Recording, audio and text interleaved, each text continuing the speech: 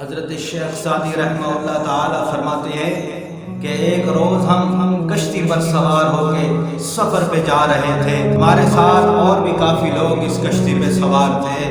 ایک کشتی چھوٹی سی ہمارے پیچھے دوسری آ رہی تھی. اچانک وہ کشتی کسی بھنور میں پھنستی ہے تو وہ ساری ڈوب جاتی ہے. اس سے 2 بندے بچ جاتے ہیں جو ڈوبنے والے ہوتے ہیں.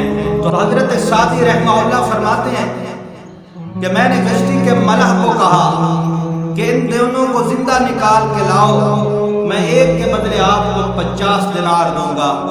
چنانچہ وہ ملاح پانی میں چھلانگ لگا دیتا ہے اور ایک آدمی کو زندہ نکال کے لاتا ہے، اور بدقسمتی سے دوسرا شخص ڈوب کے مر جاتا ہے. تو حضرت سعدی رحمت اللہ فرماتے ہیں کہ اللہ کو یہی منظور تھا کہ اس کی زندگی اللہ نے لمبی فرما دی اور دوسرے کی زندگی ختم ہو گئی تھی، اس کا اجل آ چکا تھا، اس لیے تیری سستی کی وجہ سے وہ اس دنیا فانی سے چلا گیا. جب یہ بات اس ملاح نے سنی تو ملاح ہنس پڑا اور کہنے لگا حضرت آپ نے سچ فرمایا ہے، لیکن ایک بات اور بھی ہے.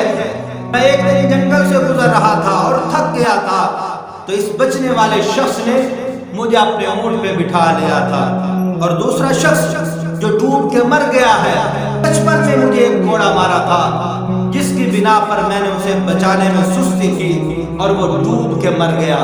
یہ بات سن کر حضرت شیخ سعدی رحمہ اللہ فرماتے ہیں کہ اللہ تعالیٰ نے سچ فرمایا، جو نیک کام کرتا ہے اس کو نیکی کا ثواب ملتا ہے، اور جو گناہ کرتا ہے نقصان اس کو ملتا ہے.